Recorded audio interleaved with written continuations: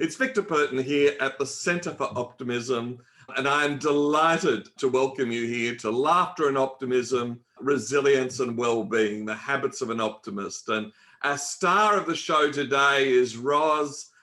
Ros is the author of Laughing at Cancer, How to Heal with Love, Laughter and Mindfulness. She is starting a university course here in Australia on laughter and well-being. And, just to think that you can get that up as a discipline. Ros, it's a huge welcome to you. Well, thank you so much. I think there's collective stardom happening here, though. It's true. It is true. I do have 4 of the stars of laughter and well-being in the world with us.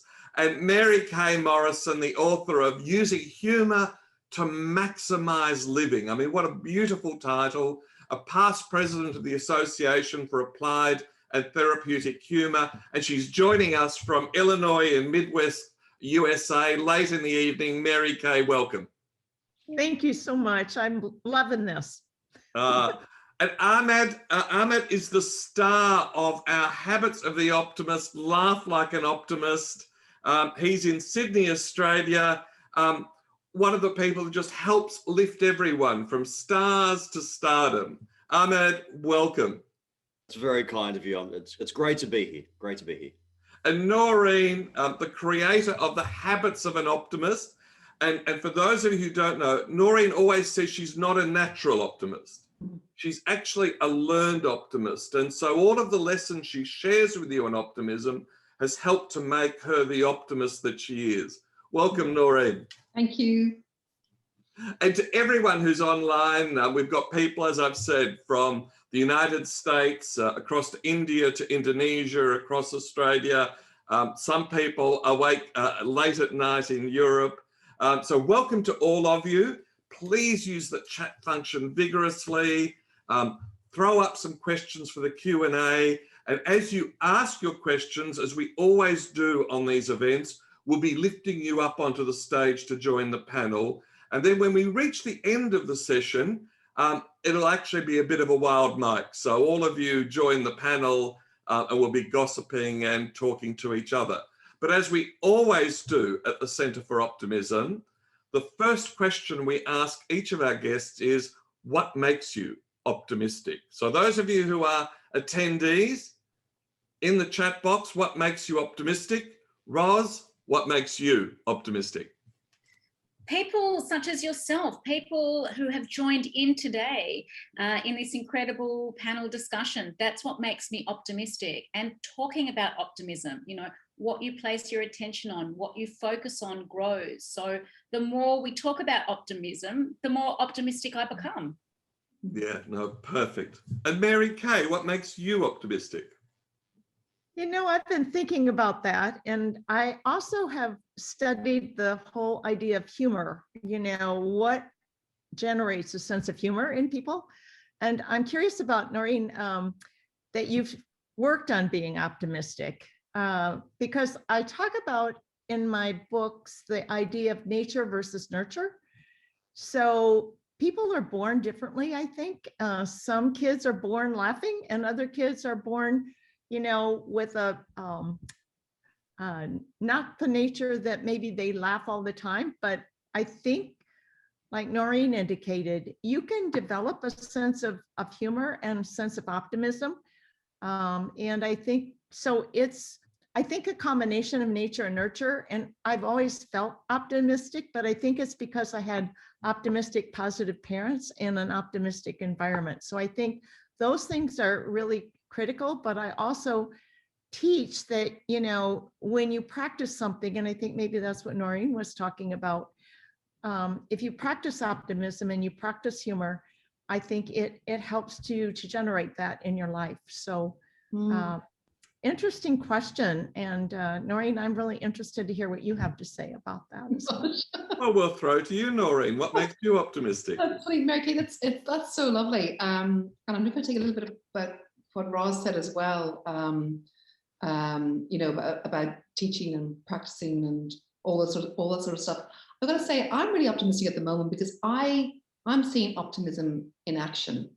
I'm seeing it in action, and the definition that I love the most, and I say it a lot, but it's not mine, and that is that optimism at its core is a belief that things will somehow work out in the end, and if it doesn't, it's not the end. You keep going. So for me, I'm optimistic at the moment because I think optimism works. I mean, I've had a couple of experiences the last few weeks. So I just thought, you know what, it's going to get better. It's going to get better. Just one step at a time. Keep going, just one foot in front of the other. And you do get there. So I'm optimistic because I think, yes, through practice and belief, and the more optimism we see, the more we believe it. You're so right, Mary Kay. The more that's out there, and Ros, I think you were saying the same as well. Strategies that are optimists, believe it, see it, because then it just manifests. So I'm optimistic because optimism works. And what's interesting to all of you is that Noirin recently convened for University College Dublin their global alumni, and they've in fact were so intrigued, they've in fact scheduled 2 more events on optimism for their global alumni. So fascinating. You know, Irish, we always think of them as optimistic, but they need a dose of optimism too. Now, my co-host Ahmed, what makes you optimistic? My life experience makes me optimistic, and I actually gave this some deep thought yesterday because I knew you were going to ask the question, and I've answered it before. But I gave it some really deep thought, and I realized that my life experience makes me optimistic. You know, I've had many setbacks. I've had setbacks in life. I've had setbacks personally, in business, health, mental health, and I've made it through every single one. You know, and through that, I've actually grown through it, and it's built it's built a very strong mindset. It's built resolve, and that makes me optimistic. So it's my life experience knowing that I've gotten through everything that I thought I wouldn't get through. That's fascinating because the science says you don't reach peak optimism until you're in your 60s or even 70s, because it is, as you say, Ahmad, it's life experience. I can see Trish in the thing said, the sound of children is such an optimistic and joyful sound, and the promise that there will always be a tomorrow. You know, there's that life experience. Well, I've promised you a session that focuses on our world experts on laughter. So, Ros, what's the connection between laughter and optimism? So laughter is inherently a positive emotion. So when you are laughing, you're in that present moment of joy and all of the emotions that brings. And so whether that's activating your humor mindset, whether that's activating your smile, whether that's actually laughing out loud, turning towards those more uplifting, positive emotions necessarily directs you towards on a more optimistic outlook. So when you are, your brain can't actually be in 2 mindsets at the same time. It can't sort of feel pessimistic and optimistic at the same time. You're either, going to be facing one way or another. And that physical trigger, that laugh, that smile, that whatever, that's going to be anchoring you towards optimism. And it's very difficult to as I say, to feel any differently other than that sort of joy, positive, those more affirming emotions. And Ahmed, you starred in our animation. For you, what's the connection between laughter and optimism? Yeah, look, I actually did a bit of research for that animation, and everything that I spoke about in there are the benefits of optimism. So I go on to say that laughter is like medicine. It has many positive effects. It brings out happiness, growth, it lifts your mood, it inspires hope and connects. And it even has some weight loss benefits, which I spoke about. Laughing for 10 minutes is the equivalent of running for an extended period of time. There are just so many benefits to laughter and optimism that it's incredible. And in doing that research, I actually learned quite a bit. I yesterday at the Australian Camps Association, I led them in 30 seconds of laughter, and you end up with your chest sort of almost sore like you've been running, and your cheeks flushed, and some of the people in the audience were using fans to fan themselves. They'd het up. So Mary Kay, you have led laughter audiences all over America. Tell us from your perspective the connection between laughter and optimism. How are you both doing? You know, I actually do a lot of work with play. I play every day, and I think play is a trigger for laughter. So I'm a real believer in the power of play and humor and laughter. So I am a real swinger.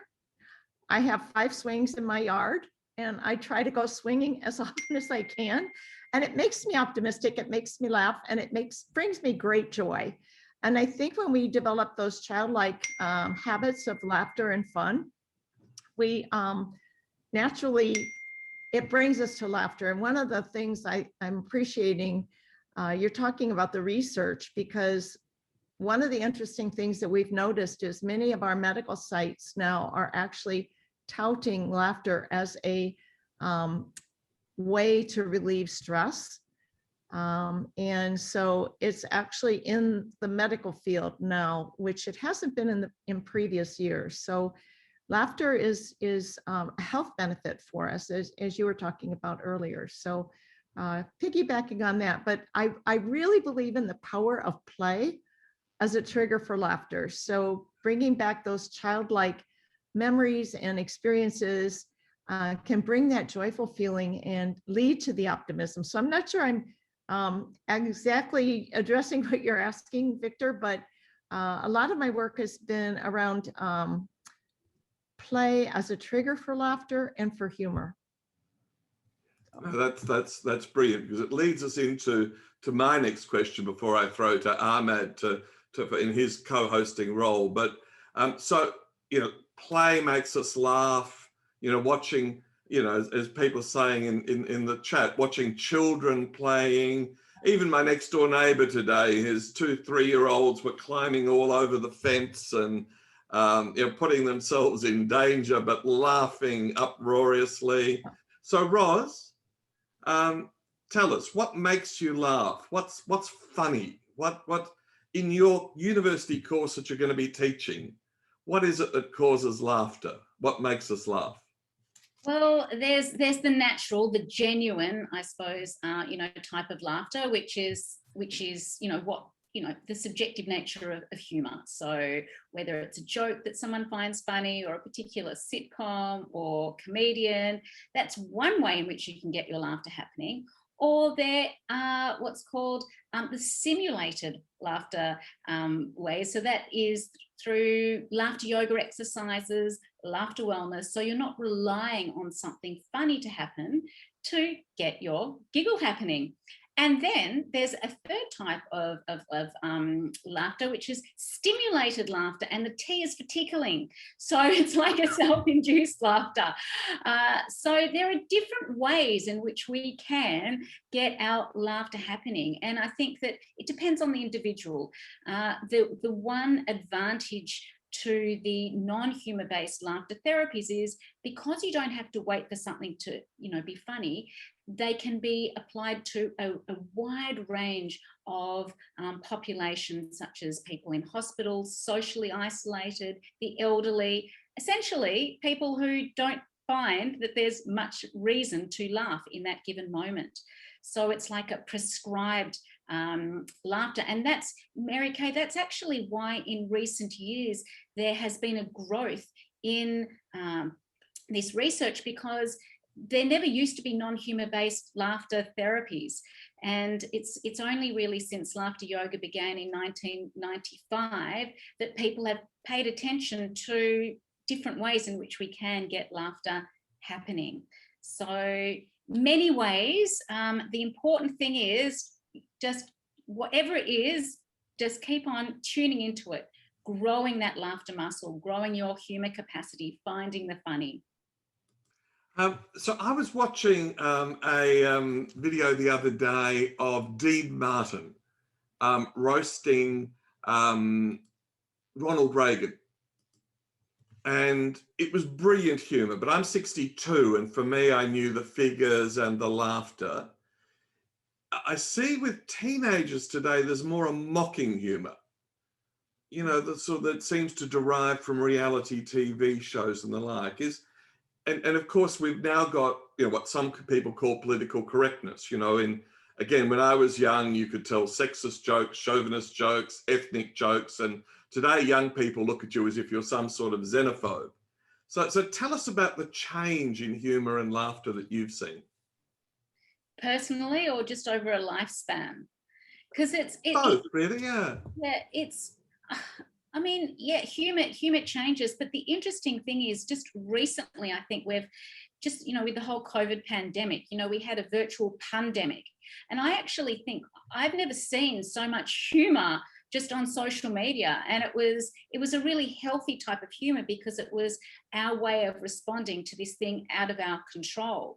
Mm-hmm. And I can't really comment about teenage humor, other than the fact, I mean, I know I've got, you know, 20-something-year-old boys, and they've sort of grown up on a dose of English humor, and their friends also, you know, seem to share, you know, a similar appreciation for wit.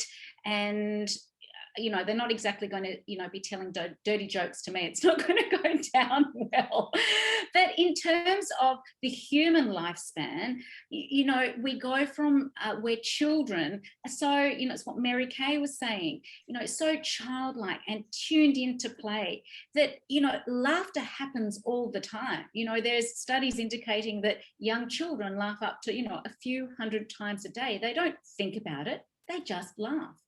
And what happens as we age and, you know, grow, you know, very serious, is we start to intellectualize laughter. And we think, what's someone going to think of me if I laugh out loud now? Or, you know, I'm in a serious job now, I shouldn't be looking like I'm having too much fun.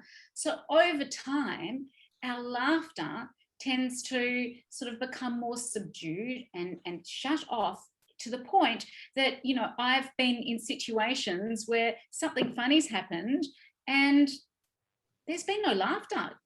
The response has been, oh, that's really funny. So overall, you know, there are lots of changes to, you know, the way we laugh, what we laugh about through the lifespan, but even to the end stage of life.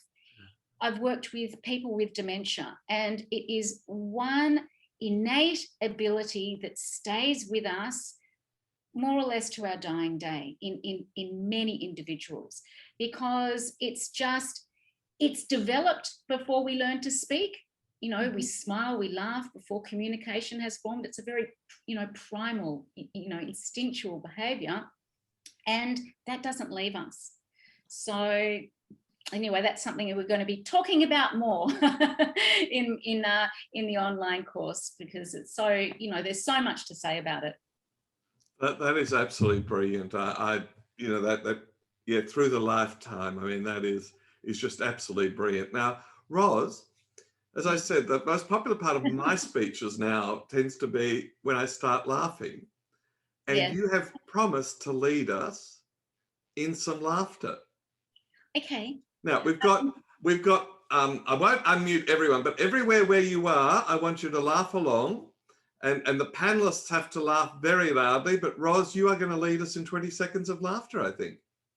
Okay, well, there's two variations we can do. I'm actually thinking we might do a quick laughter interval exercise, because, you know, people you know that, you know, jogging, you know, running intervals is very good for one's physical health. Well, this is a variation with laughter, and I think it can be really applicable in people's daily lives. But what we need to do is, I just need to get my stopwatch out, and what we're going to do is we are going to, the thing about laughing is you actually need to breathe. If anyone's thought about that. You try laughing without breathing, it ain't possible. So it's really fantastic to have an opportunity where you can link breathing exercises with the laughter. So laughter intervals does just that. We are going to laugh for 10 seconds, breathe for 10 seconds, and then laugh for another 10 seconds, and then breathe for another 10 seconds. But before we do that, okay, I want everybody to just make a mental note from maybe 1 to 10 in how you are feeling physically, emotionally, and just see whether this measly 20 seconds of laughter makes any difference to how you're feeling. So first, before we do, let's take a nice deep breath in. and then out. And another nice warm-up exercise, breathing in. And this time we're going to laugh it out. Brilliant. Okay, and now the serious, I'm going to just to stop watch here for 10 seconds. We're going to do 10 seconds of laughter and then go into our 10 seconds of breathing to recover. Okay, so let's laugh.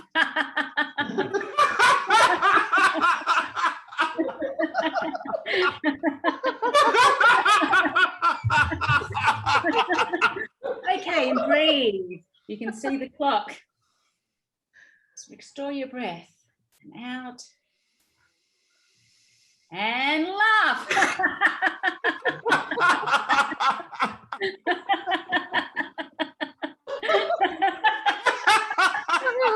And coming back to some breathing. Oh. And out. Excellent. So I don't know how you're feeling. It was very, very short, but yes, I agree. Victor does have the best laugh. If there is a competition to be had, this is an exercise that's really can just change the way you feel. And even if you don't, it's the best way to uplift your spirits. Just laughing out loud for no reason. Breathing, you can build up the laughter to 20 seconds and 20 seconds of breathing, and then bring it back down to 10 seconds of laughter, 10 seconds of breath work. It works a treat. So there you have it. Well, you have taught me something new. I love it, but my ribs are sore and my cheeks are flushed, so I think it worked, Ros. Thank you for that. Now, can I throw to you, Ahmed? I think you were going to ask Ros about that connection between laughter and resilience and well-being. Yeah, I'd love to. And I'm very interested to hear about maybe some of the habits that you have or that you exhibit on a daily basis, habits that you plan to help keep you optimistic through laughter. Very good question. Well, the thing about laughter is that 80% of laughter is actually generated in conversations. It's known as the punctuation effect. So when we're speaking, it doesn't happen sort of in the middle of sentence, it tends to happen at the end of sentences. And not necessarily when something funny has happened. It was, I'm trying to think who's, I'm trying to think of the reason. More engagement that you can have with others, then for me, unless it's like a really stressful engagement, that more laughter, so that therefore that makes me feel more optimistic. Tuning into, the light-hearted sitcoms, whether that's, The Office or, reruns of Seinfeld. Again, it's about the more, even unconsciously, we're turning towards the things that make us not only smile, on the outside and laugh on the outside, but on the inside. And it's something that just, it needs to be practiced. So in my life, that's another thing that I do is daily smiling meditations. Any meditation practice that I have, I will embed some form of smiling to it. And on days that perhaps I've got a little bit more nervous energy or worried about something, I'll just drop in some laughter. Just choose to just laugh it off, but just a few seconds. So it's about the habits. And, I think a colleague of mine at the Association for Applied Therapeutic Humour said that, your habits become your habitat. And so the more joyful, the more laughter-filled, the more humour-filled habits you can integrate into your day, the more joyful a habitat you live in. So I hope that addressed your question. Yeah, it absolutely did. What about those days that are just rough? What about those days where nothing seems to be working for you? You've had a bad day at work. You're just not in the greatest mood and it's very difficult to be optimistic. What's your go-to habit or go-to strategy for those days? Me personally, it's about a smile. And it's making a conscious decision that every morning, despite what I know is, it may be ahead of me for the day, I will smile. Before, just as soon as I've opened my eyes, I'll sense into that smile. And it's not, I'm not paying lip service to a smile, haha. It's about a really deep, intentional smile in which it's not just my lips that are lighting up, it's my whole being that is tuning into that. And this is the thing, Ahmed, about that sort of body-mind connection. Motion creates emotion, and placing a smile on your face, even if it's the last thing in the world that you do, but you actually, have the beautiful feelings that associated with it during moments of stress, just sort of like slotting in a smile somewhere, as you're in a waiting room, even, when you're, rushing around, needing to go to the bathroom, just always remember, tuning into a smile changes your physiology. It cues the endorphin flow. It cues, those feelings of well-being. And necessarily when those are flowing, you're shutting off those stress hormones. So my definitely, without any hesitation, it's a smile. What I was fascinated with was how you explained the change in laughter as we get older, as we go from being kids to adults. And it's something I've thought about often, because I'm always that person in the room that is that kid at heart. The one that everyone points and laughs at and goes, oh God, yeah, he's just immature. Like, I've always been that person. But why do you think it changes so much? But actually, no, more specifically, how can we get people behaving like kids again and feeling that it's acceptable? Well, that's I think where people like myself and Mary Kay, come into this, because I think that often people just need permission, and often with permission, people need to sort of be told that there is research to support that, it's good for you to laugh, and connecting to your inner child is a positive thing, and playing on it, on a daily basis is not reserved just for children. It's important for any stage of life. And also, the thing about laughter yoga, for example, is it is something new. People aren't used to the notion of laughing for no reason. But if you can suggest to people, and people experience, it's about experiencing it for themselves. If people can experience this notion of laughing for no reason and feeling exactly the same as they would if they just laughed with their best friend for a few minutes, then our work is really easy. So it sort of doesn't matter what stage of life you are. But the problem is that we do have a bit of a plight of seriosity, and again, it's about challenging that, and it's about people just sort of realizing that it's not cracked up to what it's people think it is. There's no one saying that seriosity is a better way through life than the alternative. But people need to experience that. People need to play with that, and see how it feels. Mary, do you have anything to add to that? Oh my gosh, Ros did such a great job of talking about all of the wonderful benefits of laughter. I did want to mention the different kinds of laughter when you watch different shows or whatever. I know Victor mentioned different kinds of shows and teenagers laughing sarcastically. And so laughter can be a weapon, and in some instances. And so one of the things that I learned through the research was that the impact is what's important versus the intent. So even if you don't intend for your comment or your laughter or whatever to be hurtful, if the impact is hurtful, then it's not appropriate. And so different people experience that in different ways. So what might be okay with one person to use humor or laughter might not work for someone else. And I also want to address what Ros said about play and people being uncomfortable doing laughter and play. I started as a kindergarten teacher and worked my way up or down depending on how you look at administrators. And one of the things that I realized is that people have fears. I call it humor phobia.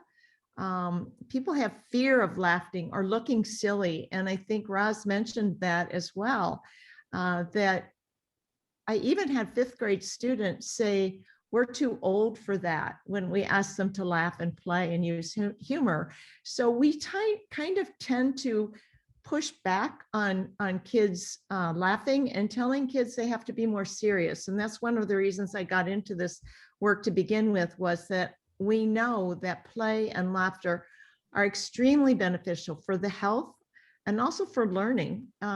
And so the more we can interject that into our lives throughout the lifespan, and how do we make sure that it's okay for kids to know that it's okay to laugh and to play throughout their whole life. And so the research and the medical research is what I often start with when I do workshops, because even with young children, I've got 12 grandkids right now, and several of them are teenagers. And I talk with them about the power of laughter and of play and how important it is. And so I think that that's one of the things that we can all do, is make sure that we play and we laugh, and let kids know that it's okay. I love that. Yeah, I think we need to give people the permission to laugh, the permission to be happy, the permission to smile. Because for some reason, as we've gotten older, people think that people that are too happy or smile too much are just not serious or trustworthy. Whatever it is that's changed that. We need to give people permission to just be childlike again. That is brilliant, Ahmed. That is absolutely brilliant. So, Ros, we promised everyone a sneak peek of what does a university course look like on laughter? How do you get it through the academic board, past the vice chancellor? So tell us, what are you going to teach adults at university level about laughter and its impact on life? Sure. Well, firstly, I have a certain pandemic to thank for it. Honestly, you know, I went to the head of the School of Public Health and Psychology, where I'm an adjunct, and I honestly don't think a couple of years ago he would have been as supportive, or the school would have been as supportive. And every single committee I went to, it just got the big tick. I think people are really ready for it. And this particular course is for professionals. So it's for people who have already, you know, gone into their chosen career, whether that's service industry, nursing, teaching, next steps undergraduate. So if you're listening, that's right. So in this course, essentially, we're going to be discussing, you know, the historical, the foundational, the evolutionary, aspect of laughter, and looking at the research behind it, looking, you know, as we've done today, you know, connection to resilience. And the most important thing about this course is we're going to be teaching practical skills for people to then take into their workplace. So whether that's laughter wellness skills, whether that's laughter yoga skills, whether that's more intellectual things such as positive reframing with laughter, whether that's meditation, you know, smiling meditation, laughter meditation, so many different skills which can be used, not only for workplaces, but obviously in people's lives. So they can create an actual plan, a humor, a laughter plan for their lives, and share it with others. And, you know, it's that ripple effect of these things. So really it would depend who we have on board, how it all sort of, you know, takes part. But, you know, it's across 5 90-minute sessions online, and it's tremendously exciting because there's nothing like it at, you know, in the world at a university level. And I'm ever so grateful to La Trobe University for its incredible support. Well, I'm a shameless admirer of yours. So everyone, I noticed one of our friends from government there was saying that everyone else in his office thinks he's gone stark raving mad as he was laughing along with us. So he needs to send a couple of his team along to the course. And I think any of you who've got, you know, people working in the wellbeing space, and I know I'm on a board where, you know, the contemporary occupational health and safety laws actually really require us to look at the whole well-being of the individual. And I've recommended to them, you know, to really have a close look at what you're doing, Ros. I think it's absolutely amazing. Look, I think one of the things I'd like to do, without being, you know, too intrusive, is what is the story? What took you to this space of being a world expert on laughter and well-being? What drew you to this? What happened in your life that you could write a book called Laughing at Cancer? Well, it's no surprises about cancer diagnosis, but let's just backtrack a little bit. So I was actually at a bit of a juncture in my life. I'd been well, undergraduate was a Bachelor of Arts, and I was in the corporate world, suffered, burnout, etc. Went into food as medicine, began writing recipes and food as medicine articles, thought I had it all figured out. What we eat was, obviously critical to our well-being. But then after a few years doing that, I realized it was a little bit more complex than that. So I decided to go back to do postgrad studies in health promotion at Trobe University, as it had happened. And in order to go from my background into the well-being, health promotion, I needed to get a bit of practical experience. So I volunteered, as luck would have it, at a World Health Promotion conference that was being held in Melbourne, and some fabulous sessions. And one of the sessions, half the length of the other sessions in the middle of the day, was a laughter yoga session. So I went along and had never heard about this thing before, with probably, 80, 100 other people, and was quite blown away how, this feeling, this laughter vibe could be just erupt, and people to feel so comfortable laughing in no time at all. So I knew I would do something with this laughter yoga thing, just wasn't sure what. And then I began my postgrad studies first, and that led into a Master of Public Health. And during this whole time, obviously, there was a lot of discussion about mental health. Now, what I was hearing was people talking about mental ill health. They were talking about depression. They were talking about stress, anxiety. And it made me sort of come back to this thing called laughter yoga. What a perfect manifestation of positive health that was, positive mental health. And so I trained back in 2004, I think, as a laughter yoga facilitator, taking this modality with me. And I became a fabulous expert at preaching about laughter being the best medicine. And I thought I had it all figured out until I one day got a bowel cancer diagnosis. And there's nothing funny about a cancer diagnosis of any kind. And if anybody is familiar with any form of abdominal surgery, whether it's because of a not so great thing like a bowel cancer or a fabulous thing like a cesarean, a new baby, you cannot physically laugh for several weeks afterwards. I couldn't physically laugh for 5+ weeks. So here was this thing that I had taken for granted my whole life.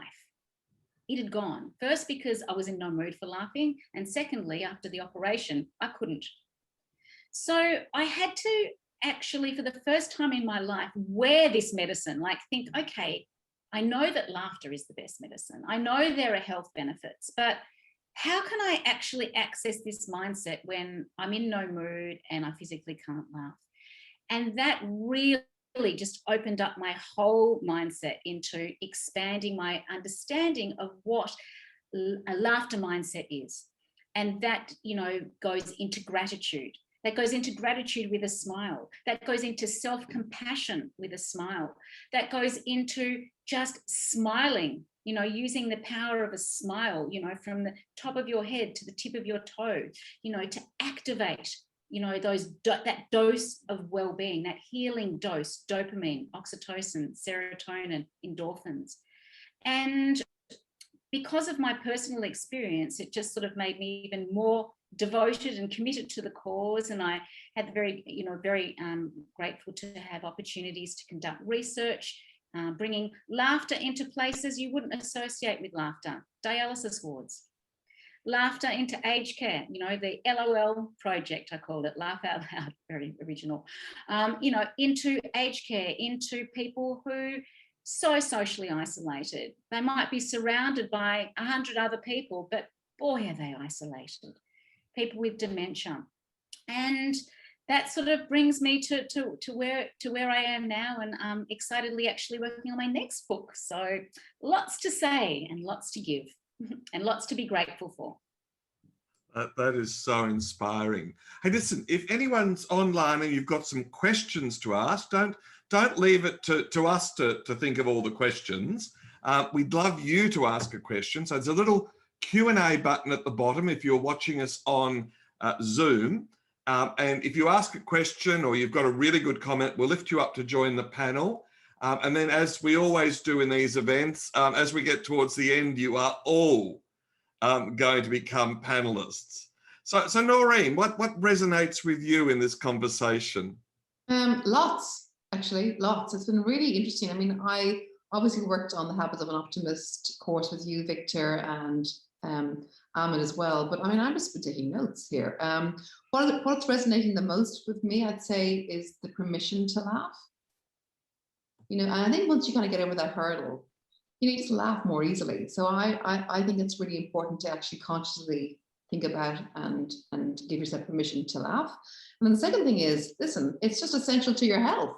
It's essential to your health. I mean, on so many levels. And one thing that I heard, I'm not sure if it was in today's discussion, but I think it relates to today's discussion, and that is that your body doesn't know if you're laughing for real or if it's stimulated or if it's for therapeutic reasons. It just knows that it's getting good stuff. You know what I mean? So I think laughter is so essential, and also, like Ros, the story that you were talking about from your own perspective. You know, I was listening to it and I was thinking, gosh, you know, we laugh when we laugh, but you know what? When we don't want to laugh, we should laugh harder, because it's better for us and it's good for us and it's more needed. So I think permission and essential to health is what I'm taking from today. So far, it's been fascinating. Thank you. And Ahmad, what else would you like to add? Oh, you're on the immortal 2021. You're on mute. I should have known that by now, with the amount of Zoom calls we've all done. I love what Noirin just said, especially when you don't feel like laughing, that's when you should be laughing more. And I think that's so true. I love what Ros is doing with other areas, with other industries, specifically with mental health, with the elderly. They're not things that I've actually thought about or considered, but by God, do those people need it? You know, so introducing habits to them, I think, is brilliant, and it warms my heart to hear that. So I'm glad it's going in that direction.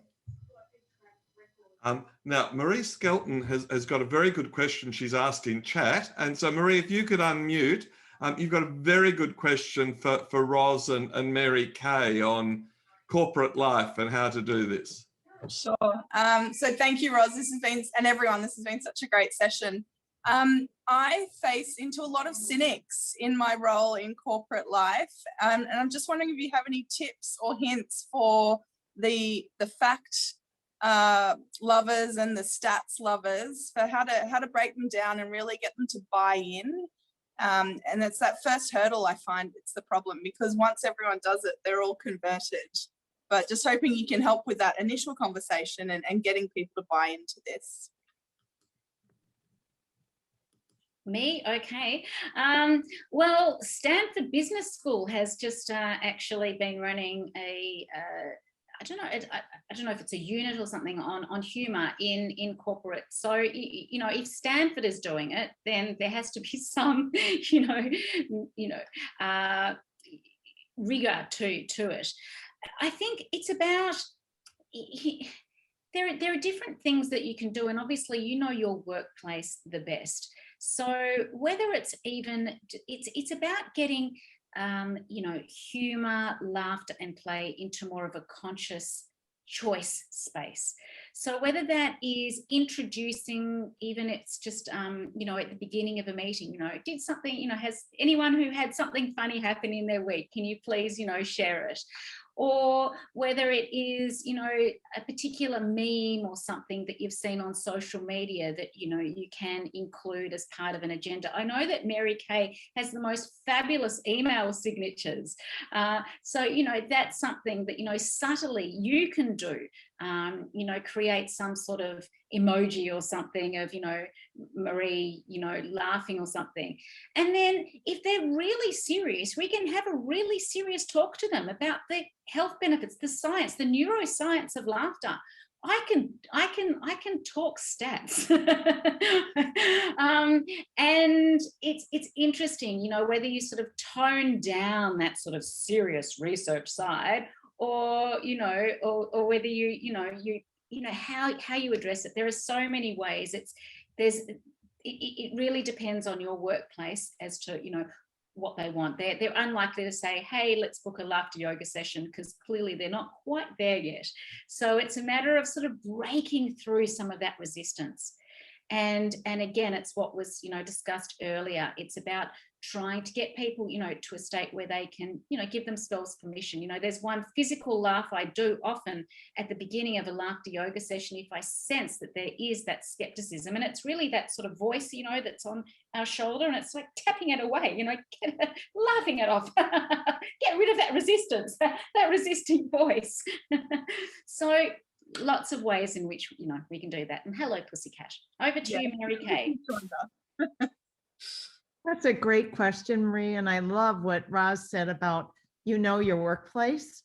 One of the things that's really fascinating, I think, is some of the research that has been done on productivity and playfulness in the workplace. And there's a direct correlation between laughter and a sense of trust. So when you go into a workplace, you can immediately feel the atmosphere. If people are laughing and happy, and I often give the example of going into I went to a doctor's office and the person was down and they never looked at me the whole time.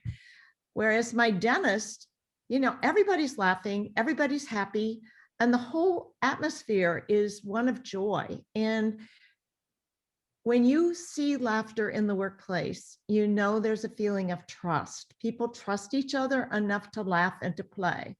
And so that kind of optimism actually fuels productivity. And there's actually some good research out there about workplaces that have a sense of trust and laughter and playfulness actually have increased productivity and they have higher retention rates of their employees. They have lower amounts of people leaving. Thank you. I'll look that up. Well, that, oh, hang on, I'm sorry, I'm just,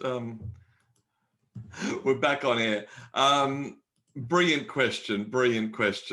And you know, we've got the experts here who, if you need, you know, to make the case, you know, Ros is here in Australia and Mary Kay, you know, across the Americas. And I noticed in our audience, for instance, we've actually got another laughter specialist in New York, you know, one of the toughest markets on earth. So it's obviously there.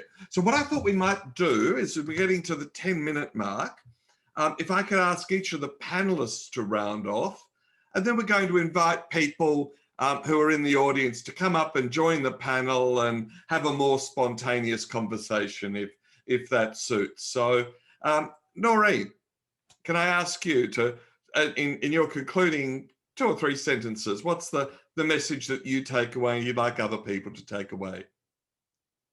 And you have to come off mute. Oh my God, I did it. Okay. Oh, well, you're making us laugh. oh yes, well, that was the intention, of course. I'm actually going to use my little wrap up to ask a question. I just put it into chat.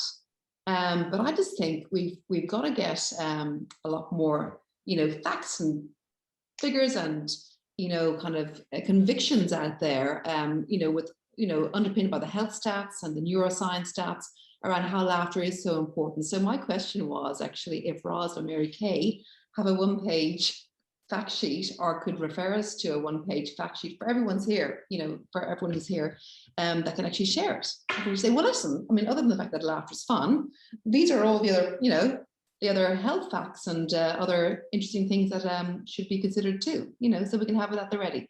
Well, the best thing you could do is go to the university course and become. Well, yes, there's that. But to actually even get people to kind of go there, you know what I mean? So you must go there. you know. Ross, Mary Kay, what do you say? You've both written books on it. What's the one-page primer? Well, I mean, I've got quite a few articles I've done. I've sort of listed, you know, the 7 benefits of laughing. Noirin, it's a really good question. I think it depends how many references and things that people would require. So there's sort of, you know, the generic, you know, laughter, you know, improves cardio health and, you know, stimulates the immune system and, you know, similar effect in the brain to meditation, those sorts of things. I can easily, you know, give you a one-sheeter on that. And currently, this is exactly where I'm up to in my book. I'm writing the Laughter is the Best Medicine chapter. And oh my goodness, you have to work out, you know, whether the difference between humor and non-humor based laughter in terms of these things. But it's a basic something to prepare easily. I can do that. And I'm sure Mary I think we'd all love that. Yeah. Thank you. Thank you. Mary Kay? Yes, I, of course, am past president of the Association for Applied and Therapeutic Humor, and I teach the Humor Academy, which is a three-year course at the end of which you become a certified humor professional. So on the website, it's a nonprofit organization, but if you become a member of AATH, there is a research library that you can look up any of the information that we've talked about. So, you know, like the research on productivity and laughter and humor, or exactly what Noirin was talking about. So really exciting information that we've just put together. The other piece that gives great information on the benefits of laughter and stress is the Mayo Clinic is one of the first medical organizations that has actually recommended laughter as therapy for people that are going through stressful situations. So, and I can also send you information, Noirin, that I'm happy to have shared. AATH actually did a collaborative study with another pharmaceutical company and came up with the benefits of laughter. It's more than one page, but it's free to the public, and I'd be happy to send it to you. Oh, brilliant. Yeah, it's interesting. And Mayo is very strong on the role of optimism in health. You know, and as we did an event 2 weeks ago, you know, with the American Heart Association, you know, where they have now demonstrated the way in which depression, anxiety, and pessimism actually damages the body organs. So the science is with us, and Mayo is absolutely fantastic. They actually have a one-pager on optimism and health, Noirin. So I love Mayo. Ahmed, what's your takeaway and the message you want to leave with the audience? I spend time allocating different things throughout the day to build on my skill sets, to projects, to my exercise. I've learned today that I'm going to actually allocate time to laughter and optimism. And I can quite easily do that if I just prioritize it. So it's been a very educational session. So I really appreciate it. I love it. I'm like you. I had not seen the 10 second. So yeah. when my Apple Watch goes 1 minute, I am now not just going to breathe. I'm actually going to do 10 seconds breathing, 10 seconds laughing. Mary Kay, what have you learned, and what's your takeaway message for everyone? Oh, one of the things that I encourage people to do, again, is to find ways to play, because play triggers laughter and optimism. And so it depends on what you love to do as a child. A lot of people are in music, art, and I get on the pogo stick every day. Not every day. I get on the pogo stick a lot. I do the hula hoop, and I'm 74 years old. And I feel like the more you play, the longer you're going to live. So I just love to play. I love to share the laughter with others. And I recommend, I got a scooter for Christmas this year, and I asked for a swing. So bring out the playfulness in your own lives. And it brings great joy, and it always brings laughter, always brings laughter. I'm just imagining myself with a hula hoop and the fat sort of going around. Maybe It'll I'm make gonna you lose laugh. today. It'll make you laugh. I mean, honestly, and I'm not that great at it, but it always makes me laugh. So Yesterday in my speech, I talked about that beautiful video with Farrell, and Be Happy, where people of all shapes and sizes are dancing to being happy. And that's something I dance to about 2 mornings a week. I put that on the TV and dance to it. It's wonderful. So Ros, our special guest, you have taught us so much today. What's your takeaway and what do you want to share as we move to a formal close before we get everyone else to join us on stage? Don't leave laughter to chance. Okay, make it a choice. What you practice, you get good at. The more you practice it, the more it becomes an unconscious behavior. So that's really, really important. So choose to begin your day with a smile. And we all know that a smile that bursts is a laugh. And the other thing, and it sort of goes back, I think, to a comment that Noirin was making, is that your body doesn't think. Your body just feels. And so when it is when it is laughing, that's what it is, it's laughing. And then it sort of almost tricks your mind to sort of think, oh, wow, I'm laughing. So, and so it releases all of those happy hormones. So, it's about challenging this whole mind-body concept and actually flipping it to a body-mind. And motion creates emotion, and we can all take a lot more responsibility perhaps for how we feel by just integrating these habits, which is what you've got in your fabulous project Optimism, more and more until, as I say, it just becomes second nature. And what a fabulous second nature that would be. So thank you. Well, absolutely brilliant. I couldn't have asked for a better session. Ros, when you agreed to do this, I was so overjoyed. And then to have Mary Kay join us, you two partners in crime, in writing books and teaching this to the world. And then Ahmad, if anyone hasn't seen his animation on advocating laughter and optimism, it is just absolutely brilliant. And Noirin, not just taking it to the Irish, but taking it to the Irish all around the world. It's been absolutely wonderful. And Marie, your wonderful question, how do we teach it to the cynics and those who need a hard business case? So on behalf of everyone, thank you. Well, we hope you enjoyed that event as much as we did. After that point, we went to Wild Mike and another half an hour of wonderful conversation took place. And we hope you'd love to get involved with the Centre for Optimism and Laughter. So centreforoptimism.com is our website. You're welcome to sign up as a member or sign up for our newsletter and to share your optimism with us and with the world.